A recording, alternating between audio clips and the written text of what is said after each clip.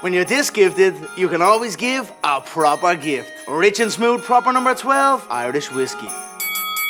Let's go. How excited are you to be back? I'm excited. How excited are you guys to be back? This is a fight y'all wanted to watch anyway, so now they get to watch me and Jake go out there and make this shit official. Last time, you know, it was some doubt. It was some doubt on his fan side and my fan side, and now we get to go out there and get it on. Tyron, you're stepping in on late notice. No, this ain't late notice. This late notice to y'all. This is late notice to them. This is destiny to me. I've already been ready. So you'll see Saturday.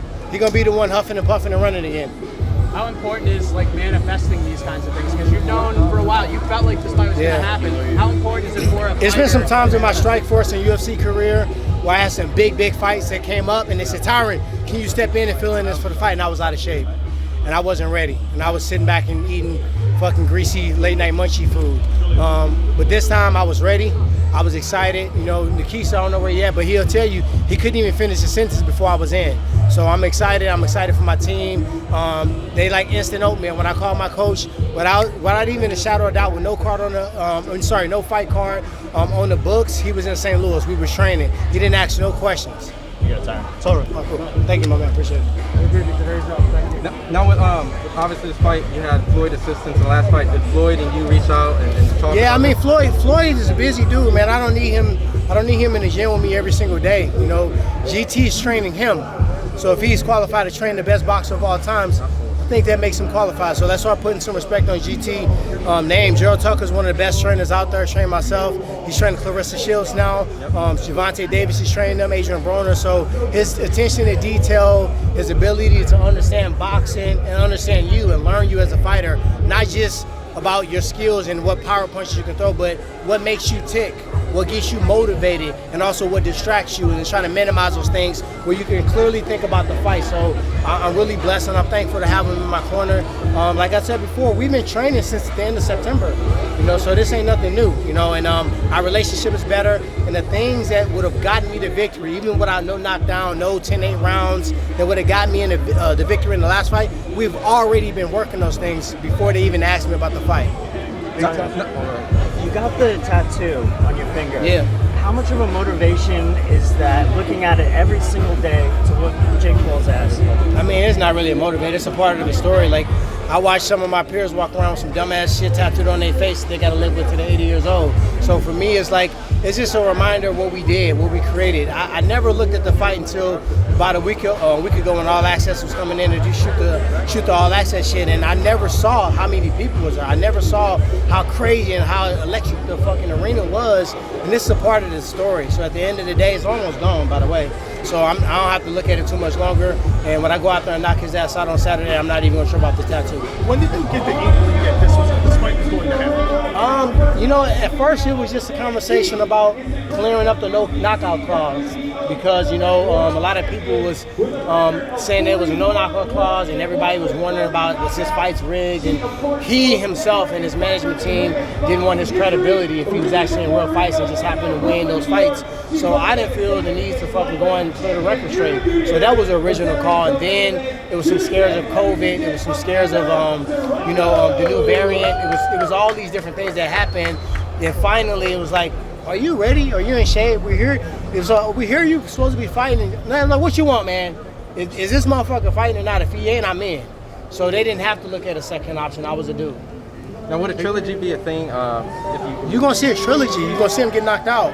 Like, I didn't think he was gonna take the fight again. I thought he was gonna walk away and like, oh, I won, and you know, just kind of walk away that way. But you know, he did accept the fight. So I never disrespected Jake as an athlete or as a power puncher. I've verbally given him that respect ever since day one. So for him taking a fight against me, and a fight I thought he lost the first time, and somebody that's hungry or angry and got something to score, and he wants to take that fight, you got to give him a little bit of respect. If he gets knocked out, when he gets knocked out, when he loses on Saturday, you don't think he's going to want to run that back? This is the biggest fight of the year. Like, we took over 2021 when you really think about it. There's been a lot of fights, there's been a lot of people, but nobody has gotten the buzz that this fight. This is not the YouTuber versus MMA fight. This is, I don't fucking like you, you don't fucking like me. You've already seen the fight, it's already sold. You watched it. We don't have to woo you over. You saw what happened. Now we both are getting better. Now we both got something to prove. Does he have to get the tattoo? I don't give he's a child, man. He's probably gonna do some betting. I'm ready for the little bets and shit he might try to cash tomorrow. But I don't worry about that. Like, he gonna get my fist tattooed across his forehead. You know, what I asked you about Frank Gore? Yeah. Right? Frank Gore's a beast. You know, I talked to Frank. Me and Frank, we talk more about mental strategy because he was an elite athlete in football, one of the best running backs of all time. And he's a very humble, down-to-earth guy for what he's done in the sport of football. But we talk about getting ready, talk about jitters, talk about sparring, talk about different things. But I let him know it's okay. It's okay to be nervous. It's okay to be scared. As men, we gotta quit thinking we can't cry, that we can't be afraid, that we gotta be, you know, this overly masculine person. They're real things. Now, how do we use it? How do we dictate it? So I kind of talk to him about strategy and stuff that I learned from my sports psychologist. And I reminded him, I said, I'm built like a running back. Most people look at me, they think I'm probably like an NFL running back. And I said, that's where I run through a motherfucking face, like Marshawn Lynch said, with a punch. You possess that same ability. So believe in your training, believe in yourself, believe in your coaching, and also just think about what got you to the top, where you had to become yourself and everybody else. And he did that for a while. That's the same mindset you go into this fight with. So I think he's ready. We dapped up a minute ago. I'm always rooting for my dog, so shout out to Frank Gore. What's your prediction for that? Knockout. For Frank Gore, knockout.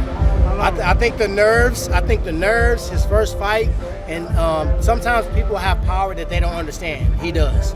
He probably punched people and he's probably think he's going lighter than what he did. And guys like, ease up. Those are guys in sparring. So I think he's going to win by knockout. What does a win mean to you on Saturday? Man, this is a movie to me. You know, it's just another chapter of the book. I go on, I win this fight, and then shit, we celebrate a little bit, but then we right back to it. Right back to training. My coach, we already got the plan. I'm back in Miami right after this. Tyron, what was your initial reaction when you heard the Tommy Fury fight was on and the rematch was when was that fight really on? Like who really gave a fuck about that fight? I didn't. I mean, did you go crazy about this last fight? I don't remember nobody talking about Tommy Fury fighting. Who did he fight? The MMA guy from Body Shop.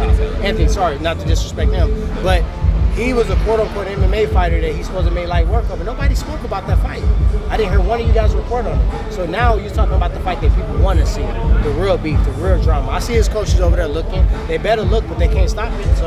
And what did you think about Jake Paul when he didn't voluntarily give you a rematch? I mean, he capped. All this is about the look. The look is something that you want people to see and believe. I'm me. This is me. He'll tell you called me the other day, I'm not talking any differently than I was the other day. I'm gonna leave, I'm gonna go to the grocery store, I'm gonna go to eat. When I wake up from my nap, I'm gonna say the same shit. He wants to present this product to you. He wants you guys to buy into it. I don't give a fuck, and I'm trying to knock his head off. Hey Tyron, I know I saw in an earlier interview, you were talking about when you knocked him down, well, quote unquote, knocked him down in the fourth round. You were saying that you couldn't really throw your overhand right anymore because your shoulder was pretty jacked up, like the whole Damian Maia fight. Is it better now? Or no, I didn't say that. I didn't say it was messed up from the Damian Maia fight. It was messed up from punching Jake Paul in the head. And I'm pretty sure he was sore. It's bumps and bruises that we get into when we boxing or doing combat sports in general. And most fighters don't speak on it. I'm not gonna go around and act like I was so injured I couldn't do my job. You know, to be honest, for everybody wanting to hear the whole rope thing, you see how that rope is right there where I can lean my shoulders across that? That wasn't the fucking case in Tampa. The rope was right here at the back of my damn head. Cleveland, sorry. And me and my coach, we went into the ring the morning. I always do it. Every morning every morning of the fight, I go into the ring and we go in there and we feel it. We want to feel the atmosphere. And I imagine that place being packed and people cheering, people booing, people throwing tomatoes and lettuce at me, people grabbing my shoes, pushing me. I imagine the most chaotic thing, and I walk and I do the walk and I get in there and I mimic a fight. I did that. When I did that, I'm like, why is these ropes so fucking high? And then the guy was like, oh, we fought. He named off all these different fights that they did with the same type of ring. And then my coach grabbed the second and third rope. He said, these ropes are fucking loose. Look at them, right? So he tightened those ropes up. And he was like, hey, look, are these ropes to your liking now? And that was the last thing we saw and heard over the ring. Go back and watch the fight. when you watch the fight, put it in slow motion. When I hit Jake Paul, had that second and third rope not been tightened up on our request, I sprung him back towards me.